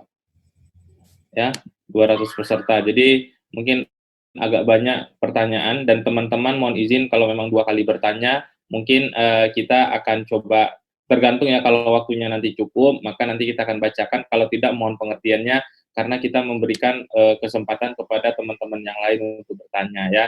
Sebelumnya saya mohon izin dulu. Jadi nanti kenapa nggak dibacakan gitu, padahal masih ada, kita sifatnya karena hampir 200 peserta yang join pada malam ini, kita akan coba satu persatu boleh bertanya seperti itu. Oke, kemudian Pak, dari Pak Ade Kurniawan, kalau kita membahas pekerjaan lifting dan rigging maupun pekerjaan lainnya, kendala utama adalah berbenturan dengan kemauan owner yang ingin pekerjaan selesai cepat, gitu kan. Yang pada akhirnya apa yang kami rekomendasikan untuk melengkapi semua persyaratan angkat angkut kepada manajemen kami menjadi mentah karena khawatir terlambat progres pekerjaannya, di mana faktanya terjadilah kecelakaan kerja di hadapan kami langsung. Kejadian ini pun tidak membuat jerah si owner dan manajemen karena pekerja tetap berlanjut. Menyikapi hal ini, adakah solusi dalam masalah ini, Pak? Jadi ini seperti study case nih, Pak. Ya. Nah, jadi progres nih. Hal itu memang banyak kita ketemui, apalagi kita selaku praktisi K3 ya, Bapak Kanda dia.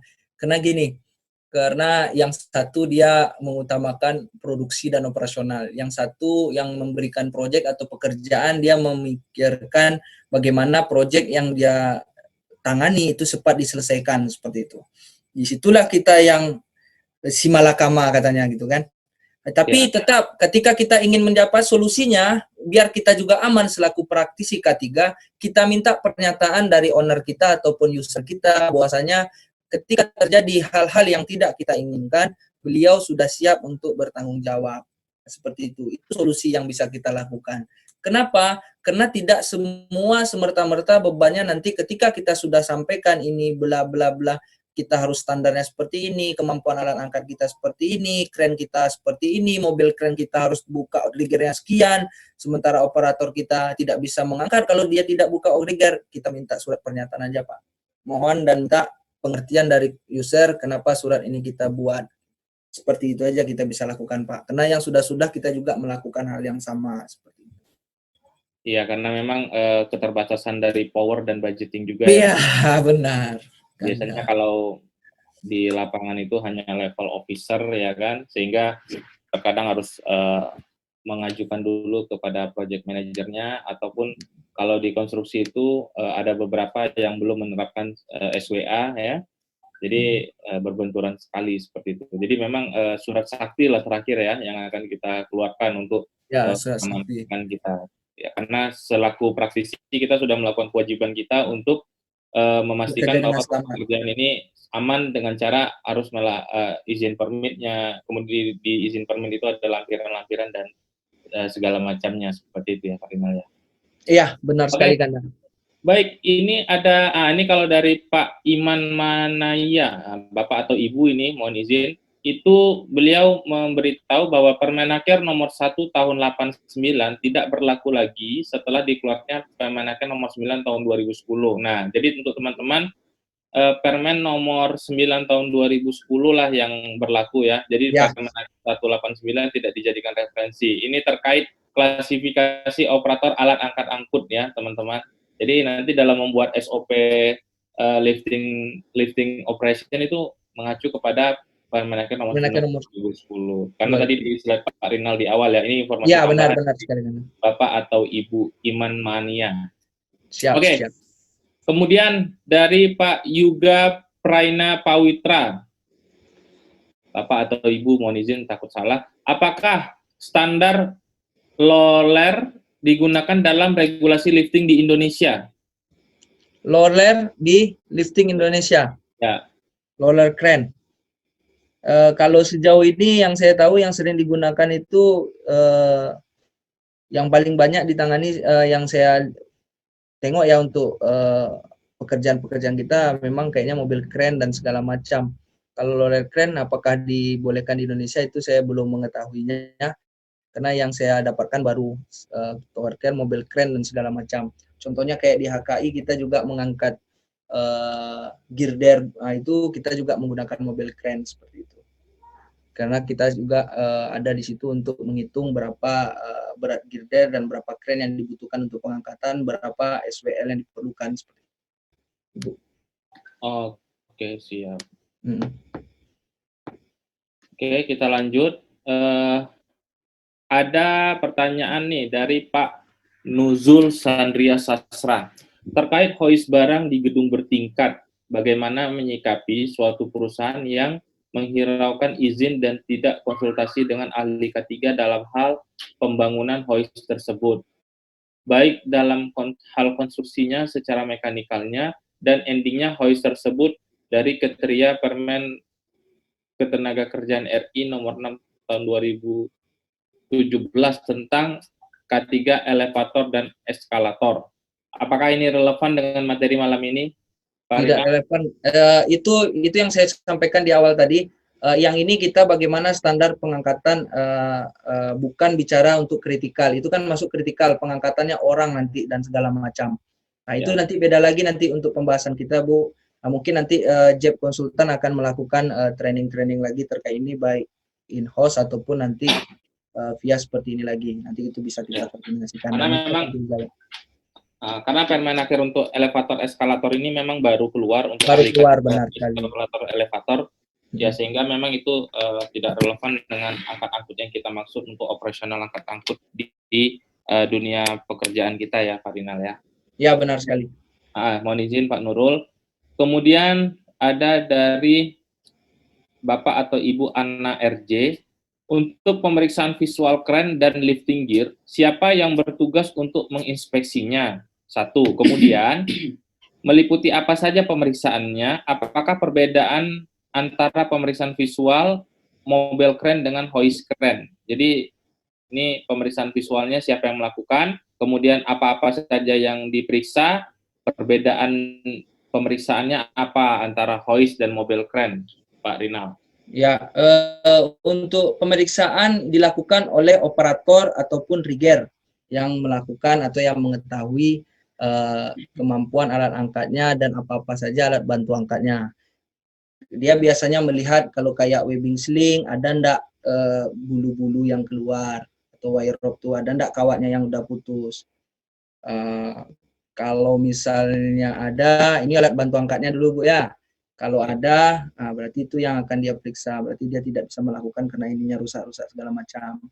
Atau perpanjangannya sudah jadi panjang. Biasanya standar dari pabriknya itu 1 meter webbing slingnya atau wire rope-nya. Sekarang sudah menjadi 1,5 meter.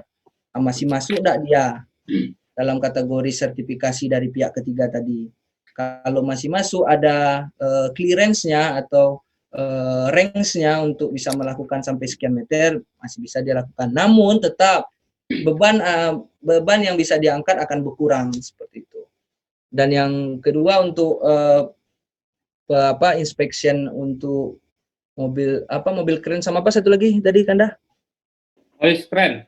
Hoist kren. Kalau HC itu perbedaannya dia di switch-nya. Kalau itu dia di switch-nya dan strain-nya atau wire yang keluar. Selebihnya kalau di mobil keren itu hampir seluruhnya. Arti kata itu bagaimana dia bermain porosnya dan juga bagaimana gomoknya sudah diberikan untuk wire-nya yang keluar tadi di boom-nya seperti itu. Malah lebih banyak untuk mobil keren seperti itu. Biasanya K3 kita akan ada standarnya sesuai dengan peraturan yang kita sampaikan di dasar hukum tadi. Memang tugas dari operator dan rigger lah yang melakukan inspeksi alat-alat yang dia gunakan. Operator di unitnya, rigger di alat bantu angkatnya seperti itu. Ini dia. Jadi dia harus mengetahui di situ dia bagaimana. Kalau tidak dia untuk melakukan pekerjaan hari itu dia tidak ready to use dong unitnya seperti itu. Tapi itu secara visual saja inspeksinya. Gitu dia. Ya, tambahan juga mungkin Pak Rinal, kalau kita kan setiap perusahaan itu punya standar ya. Standar. Untuk checklist ya, checklist daripada alat berat itu sendiri. Apakah itu mengacu ke perusahaan kita sendiri atau mengacu ke checklist daripada owner ya, yang tempat kita bekerja. Jadi mungkin untuk lebih detailnya per elemen atau per per items itu bisa menjadi referensi kita apa yang akan kita perhatikan seperti itu ya. Benar sekali, Pak. Lanjut, Bapak Henry ini mau bertanya, apakah komunikasi antara operator dan signalman menggunakan radio diperbolehkan? Karena mungkin bisa terjadi kesalahpahaman ketika signalman memberikan arahan pengangkatan. Misal, ketika signalman saling berhadapan dengan operator, lalu signalman meminta operator mengarahkan ke kiri. Signalman, namun operator bisa saja melihatnya bahwa ke kiri itu berlawanan. Oh iya, jadi posisinya ini berhadapan. Dia minta ke kiri, kirinya dia itu kanannya operator. Nah, gimana menyikapinya tuh Pak Rinal? Iya. Jadi kayak kita bercermin nih kan, ini minta ke kanan nih, barangnya ke kiri lari ya kan? Ya, jadi Pak, itulah kenapa kita bisa berada di komunikasi yang sama. Arti kata, apa yang memudahkan antara operator dengan rigger, dengan signalman tadi? Contoh, misalnya, apakah biar jangan jadi keliru, dia minta kiri ini tangannya gini Pak, misalnya. Tangan kanan yang bergerak tapi nunjuknya ke kiri gini. Nah, jadi dia bisa tahu. Nah, kalau dia menggunakan radio, dia radio itu Pak memang harus contoh ditawarkan. Sementara orangnya di atas yang akan melakukan pengangkatan. Dia tidak bisa lihat ke bawah. Bagaimana kalau tidak pakai radio? Nah, itulah dia gunakan radio. Tapi walaupun banyak radionya yang seperti saya sampaikan, dia harus tahu dulu benda ini kan dia sudah ada membuat lifting plan. Benda ini akan dilakukan pengangkatan ke sebelah kiri. Maka dia akan mendengarkan dan signalman yang berbicara hanya signalman yang berada di sisi kanannya. Dia harus mengetahui dulu si A adalah signalman di sisi kanan saya, si B adalah signalman di sisi kiri saya, seperti itu Pak. Makanya sebelum dia melakukan pengangkatan, mereka harus prepare meeting dulu. Ini loh pekerjaannya, lifting plan-nya begini loh. Nah, seperti itu loh Bapak yang biasanya kita lakukan.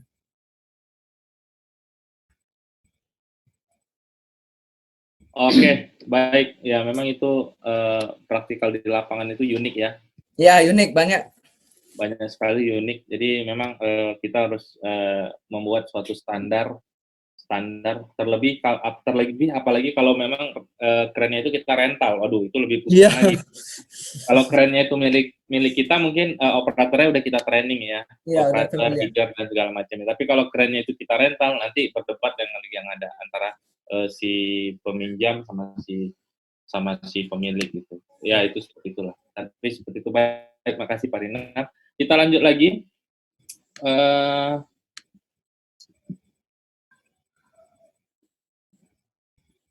Oke, dari Pak Doni Pratomo. Mau bertanya Pak, saya bekerja di bidang marine offshore. Wah, ini berat nih, ya. Marine offshore ya. Kemudian saya mau tanya, batasan aman kecepatan angin, kekuatan arus, dan tinggi ombak pada saat pengangkatan mungkin menggunakan kren. Nah, seperti apa? Ya, kalau kita sampaikan tadi ya, yang untuk ini nih, kalau dia masih di bawah range ini, tidak lebih ya kan, kita masih bisa kalau untuk kecepatan angin. Nih. Kalau ombaknya seperti ini dia Pak, tidak boleh sampai 12 kaki atau lebih dari 3,7 meter seperti itu. Itulah kita aman untuk melakukan pengangkatan. Kalau udah kayak gitu Pak, lebih semuanya. Biasanya kalau operator dan pekerja-pekerja offshore dia sudah selalu tuh membaca keadaan angin. Makanya banyak indikator ataupun ikon-ikon sinyal yang mengatakan angin itu berapa kencangnya. Pasti banyak alat bantunya, proteksi yang lain yang berada di offshore seperti itu. Jadi kita sudah mengetahui hal ini, inilah standarnya kan di sini dijelaskan berhenti apabila lebih dari segini. Inilah dasar kita Pak untuk melakukan pekerjaan di offshore terkait kita akan melakukan pengangkatan seperti itu Pak. Oh, oke. Sudah jelas ya Pak Doni ya. Jadi nanti tinggal dilihat lagi slide-nya supaya nanti bisa mendapatkan referensi untuk menetapkan standar yang ada gitu. Oke. Kemudian Pak Rinal, kita masih 15 menit lagi ya untuk Q&A. Nanti teman-teman yang mau bertanya silakan raise hand-nya ya. Kemudian kita lanjut ke Pak Fari Fatullah. Apa standar yang digunakan untuk lifting rigging selain daripada Permenaker? apakah bisa NFPA, apakah bisa BS, AS atau apa seperti itu Pak Rinal? Iya, bisa Pak, bisa Pak. Jadi kan ini di sini bisa kita menggunakan dari berdasarkan juga standar-standar negara ataupun yang di luar dari Indonesia seperti itu. Bisa ANSI, ANZI, bisa semuanya bisa. Tapi yang akan relevan dengan kita, kalau biasanya di owner ataupun di kontrol owner atau di perusahaan ataupun di manajemen kita, itu biasanya pasti dia akan mengambil mana spesifikasi yang lebih aman untuk melakukan pengangkatan itu. Bisa saja kalau misalnya di Permenaker kita belum jelas dituliskan ini Permenaker nomor 9 tahun 2010, rupanya ada yang tidak tercapture atau tidak tercover di sini, kita bisa mengacu ke mana yang bisa mengcapture pekerjaan untuk alat untuk angkat itu Pak. Tidak apa-apa, selagi itu memang mendunia ataupun internasional sifatnya, seperti itu. Bisa. Makanya juga kita di sini kita buatkan petunjuk pelaksanaan pabrik pembuatan juga salah satu bisa menjadi acuan kita untuk melakukan pengangkatan seperti itu. Nah, iya memang nanti bisa mengacu kepada British Standard atau kalau biasanya ya customer-nya dari UK ya, pasti ngacu ke British Standard gitu kan. Kalau kayak ya Chevron apa mungkin ke American Standard gitu atau Aussie Standard seperti itu Pak Fahri. Tapi mungkin kita belum spesifik untuk melis ya, karena memang itu tergantung daripada customer kita, bau-bau ke UK kah, bau-bau ke Amerika kah, atau bau-bau ke Aussie kah, ya kan, itu beda-beda, atau bau-bau ke SNI Pak ya, SNI Standar Nasional Indonesia gitu ya. Oke, kita lanjut lagi, Bapak atau Ibu Vita nih. Bapak atau Ibu Vita, mohon izin, lisensi rigger itu sama dengan, apakah yang dimaksud dengan signalman Pak? Rigger sama enggak? Lisensi signalman sama rigger sama Pak. Sama ya? Iya, sama. Oke, jadi dia setelah mengikat dia akan memberikan sinyal juga ya Pak ya? Ya, makanya ada pertanyaan tadi sebelum kita di pertanyaan berikut ini kan ada pertanyaan di sesi pertama tadi, apakah perlu signalman rigger atau signalman untuk mendampingi HAC dari pertanyaan Ibu itu ya kan ya? Ya. Kenapa kita mengambil rigger? Kenapa tidak signalman? Karena di sini sudah disampaikan yang di pengertian pertama tadi kan bahwasanya signalman juga bisa untuk menjadi seorang rigger. Rigger bisa menjadi seorang signalman, Nah, seperti itu. Untuk mengarahkan dari operator kemana benda itu akan diangkat. Kehebatan rigger tambahannya, kalau signalman dia tidak bisa mengikat. Kalau rigger dia sudah bisa melakukan pengikatan secara aman dan benar.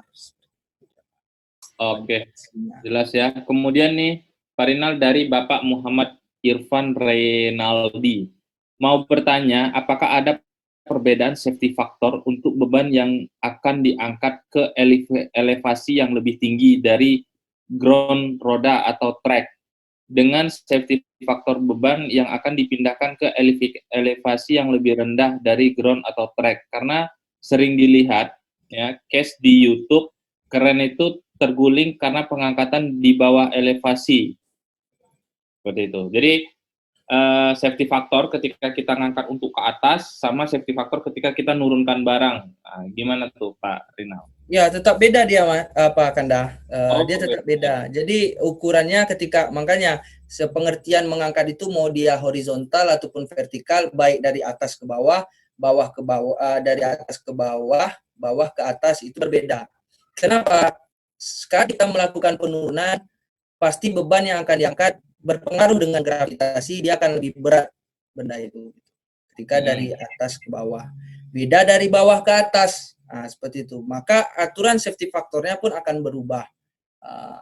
Seperti apa tergantung benda yang kita angkat nanti, apa masa jenis bendanya dan segala macamnya. Seperti itu. Oke.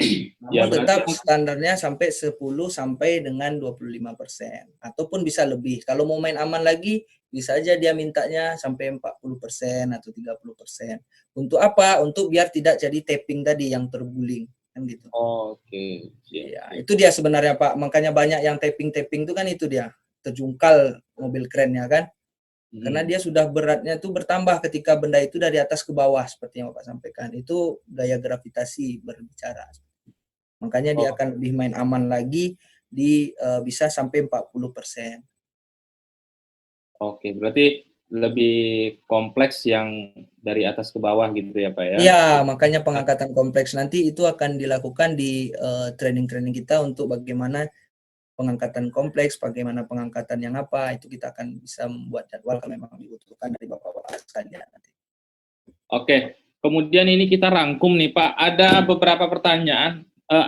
Apa yang kita tadi sempat membahas sedikit terkait critical dan non-critical lifting. Jadi seperti apa tuh Pak perbedaannya Pak? Kalau pengangkatan non kritikal dulu kita berbicara Bapak Ibu sekalian ya. Kalau non kritikal itu pengangkatan yang rutin kita melakukan pengangkatan dan rutin benda yang kita angkat tuh dan tidak berubah bebannya dan lane-nya juga tidak berubah. Contoh ketika masuk ke shop kita ataupun ke workshop kita itu benda yang sudah kita tahu itu aja berulang-ulang. Elektrik motor contohnya.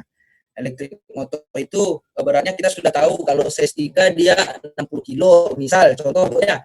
Nah, itu non kritikal Bu, karena rutin kita melakukan pengangkatannya dan kita tahu berapa beratnya. Kalau dia kritikal banyak Bu, dia kita tidak tahu di mana spotnya, buta, operator tidak melihat kemana benda yang diangkat mau dipindahkan. Nah, yang kedua, terus juga melewati fasilitas yang aktif. Contoh, kita melakukan pengangkatan di atas pipa yang masih ada aliran minyak ataupun ngaliran gasnya. Takutnya jatuh barang yang kita angkat, meledak area fasilitas yang kita lakukan. Atau juga mengangkat orang, atau pengangkatannya 2 mobil kren. Nah, itu semuanya membuat kita menjadi pengangkatan tersebut kritikal. Nanti di slide itu di materi berikutnya yang untuk melakukan pengangkatan, kalau kita memang melakukan nanti dari permintaan Bapak-Bapak Ibu sekalian, kita akan bisa menjelaskan dan menjabarkannya. Berapa macam kritikal lifting itu. Nah, seperti itu.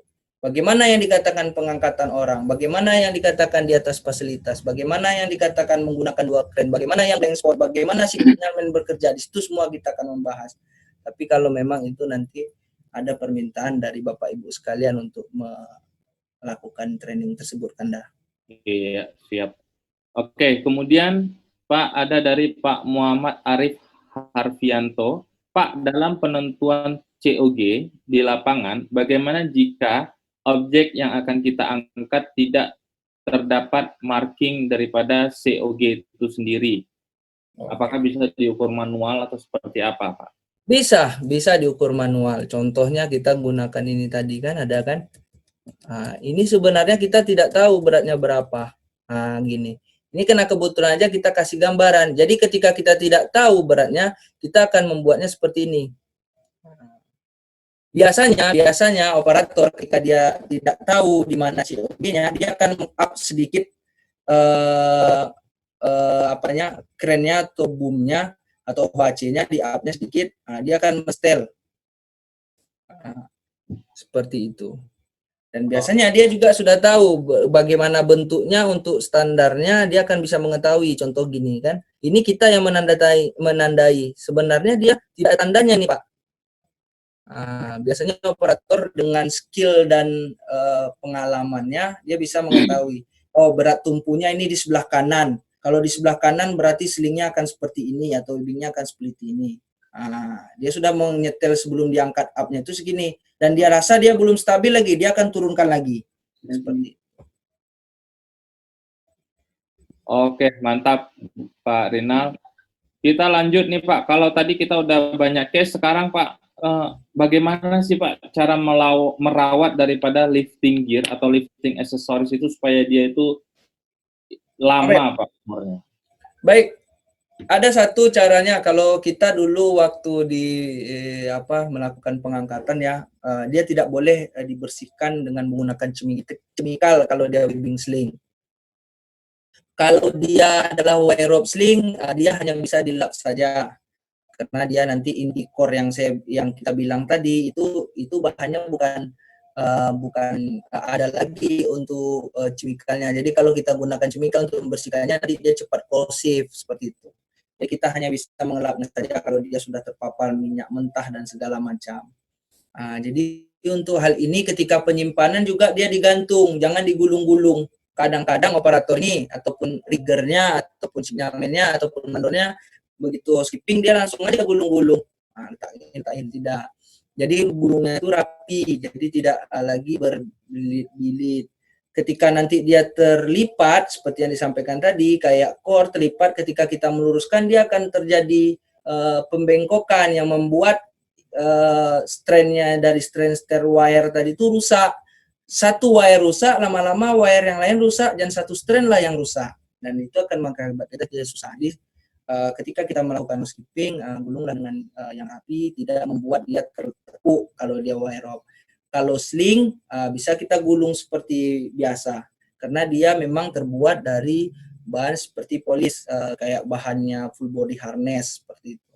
Jadi bisa kita gantungkan di rak-raknya kalau dia HOAC. Kalau dia di mobil kren webbing slingnya kita bisa gulung dan masukkan di toolbox kita seperti itu, sehingga tidak tercecer. Kalau segel itu memang bersihkannya cuma bisa dilap, karena yang namanya sifatnya metal ataupun besi itu dia agak cepat dia rusak ketika dia terkontaminasi chemical, apalagi chemicalnya membahayakan bagi materialnya seperti itu. Itu teknis kita aja menjelaskannya kepada operator kita, dan biasanya operator memahami itu, cuman kadang karena dia mungkin letih bekerja, makanya dia agak capek lah untuk membersihkan dengan benar. Oke, mantap. Kemudian kita lanjut dari Pak Riki. Apabila satu unit kren jenis teleskopik atau crawler kren ya telah dilakukan uji riksa oleh PJK 3 atau pengawas ketenagakerjaan bidang alat angkat angkut di wilayah Provinsi Banten dan telah dikeluarkan suketnya, kemudian dipakai di Bekasi tersebut, apakah perlu riksa uji lagi di Bekasi? Apakah suket dari Provinsi Banten itu berlaku?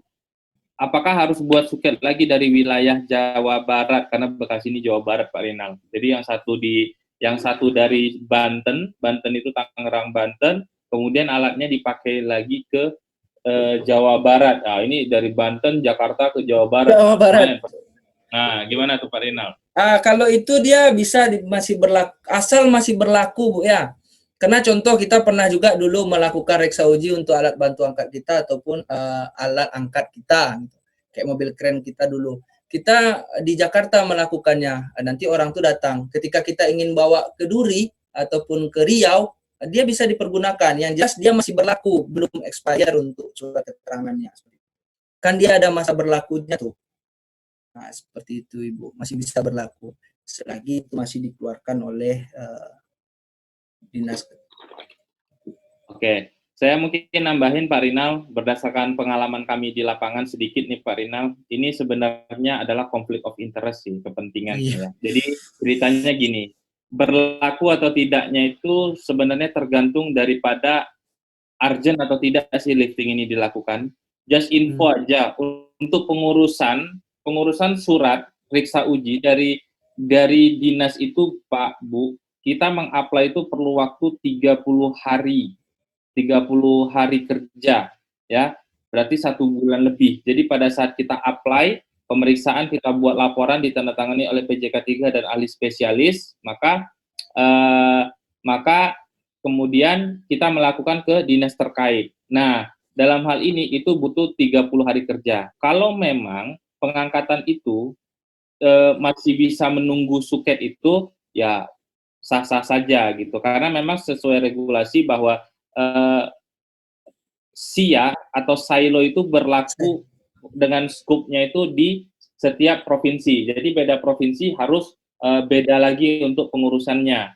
Nah, kami pernah dapat seperti itu. Jadi kami rental kren di Cilegon, kemudian kami angkat di Indosemen Jawa Barat, ya, Cibinong Jawa Barat. Nah, kemudian dari customer itu minta bahwa kita harus mengeluarkan suket atau riksa uji oleh Jawa Barat. Nah, tapi dalam hal ini kami rental kerennya cuma 3 hari, ya kan? Sementara setelah kami komunikasi sama PJK 3-nya bahwa kita butuh waktu 30 hari untuk approval daripada kepala dinas. Nah, win-win solutionnya seperti apa?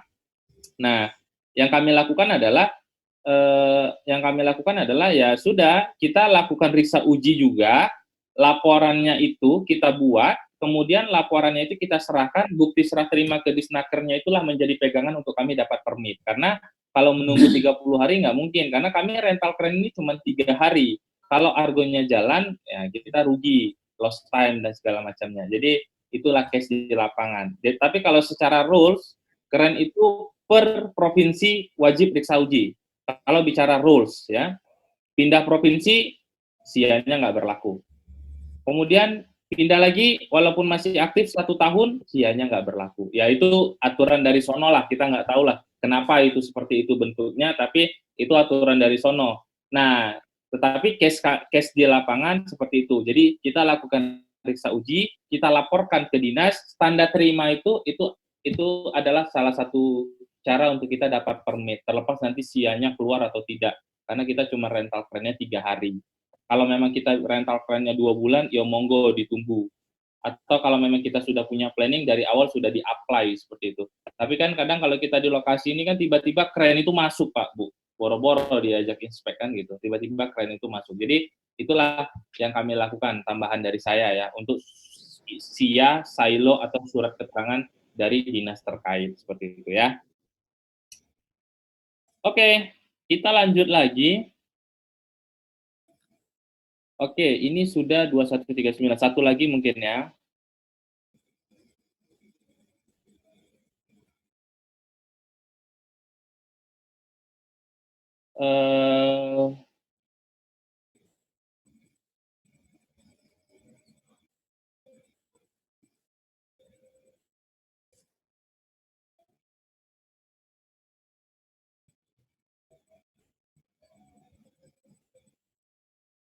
Oke, Pak, dari Pak Reza Hussein ya. Izin bertanya, dalam perhitungan sudut pengangkatan faktor pengikat antara benda dan kotak kan pengaliannya 0,5 dan 0,7. Itu asalnya dari mana ya, Pak? 0,5, 0,7. Jadi ini pengangkatan faktor untuk pengikat benda kotak. 0,5 benda kotak ya. Ada nggak kita bahas tadi, Pak Rinal? Nggak ada nih, Pak. Kalau kita nih, kalau dapatnya 0,35 ini kan dari sini nih, yang ngambil ini diameternya dikurangi. Jadi dia mintakan. Ini kalau kita jadikan ke meter kan jadi 0,7, maka setengahnya makanya 0,35 itu sih. Oh. Itu pun yang itu. Kalau yang ini kita biasanya ngambilnya gini aja. Tidak ada tuh 0,5, 0,4. Oke, siap. Karena dia hitungannya pasti kecuali dia memang hitungannya berkoma ya, 3, sekian gitu. Dan biasanya juga kadang hasilnya tetap genap, paling 0, belakangnya aja nih 0, seperti ini, jadi 7,5 paling di sini. Kalau hasil itu tuh tergantung berat bendanya, Pak. Nggak bisa kita bilang ini 2,5 nih. Kalau memang dia 0,5 di sini 0,5 meter, ya udah kita masukin aja 2,5 meter dikali 0,5 meter kali 0,5 meter, berapa hasilnya? Nah, kita kalikan seperti itu dengan massa bendanya. Berat benda tuh misalnya dia beton tuh 220 kg per meter persegi, seperti itu dia, Pak. Tidak ada sih yang kita bahas di situ untuk pengukuran 0, sekian tadi. Oke, baik. Oke, sekarang kita langsung langsung aja ya. Pertama itu untuk langsung bertanya ke narasumber, kita persilakan kepada Pak Darsono ya. Pak Darsono, saya akan buka mic-nya, silakan Pak. Ini di tempat kami ada juga keren, Pak. Nah, tapi saya nggak tahu jelas ini keren tipenya seperti apa gitu ya. Dia hanya untuk ngangkat mold, Pak, moldnya, tapi saya lihat itu sekitar 3 ton ya. Nah, terus terakhir memang ada kalau tadi kan sebelumnya Pak Rinal bilang ada petugas, ada pemberi sinyal. Nah, ada beberapa petugas lah ya. Nah di kami itu waktu itu di International Molding itu yang hanya satu orang gitu. Apakah satu orang itu bisa merangkap sebagai petugas, terus pemberi sinyal? Apakah satu orang itu cukup untuk sertifikasi beberapa jenis pekerjaan gitu? Itu aja sih pertanyaannya sementara. Oke. Baik, terima kasih Pak Albiadi ya untuk bertanya. Iya, sebenarnya untuk pemberian beban tugas atau job desk pekerjaan sebaiknya kalau di pengangkatan yang lumayan berat 3 ton itu Pak, untuk signalman-nya bisalah dia sendiri, untuk penriggernya bisalah dia sendiri, jangan dirangkap-rangkap. Karena kalau petugas ini dia sudah bekerja, petugas di sini yang kita sampaikan dia untuk adalah kemampuannya untuk menjadi teknisi. Kalaupun dia mau dirangkap, ya kita harus juga menyampaikan sama dia bisa menjadi rigger, tidak bisa lagi dia menjadi signalman gitu.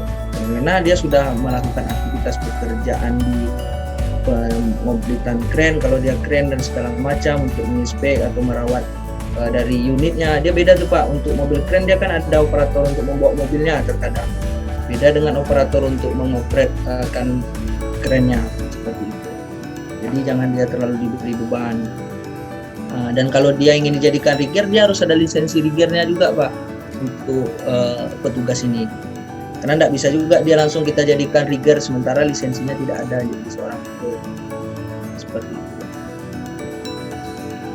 Tidak bisa langsung mencomot aja di rigger ya, tapi kita harus ada kompetensi yang harus dia penuhi dan sertifikasi yang harus dipenuhi Pak. Oke, gimana Pak Arbi Pak? Itu Pak? Iya.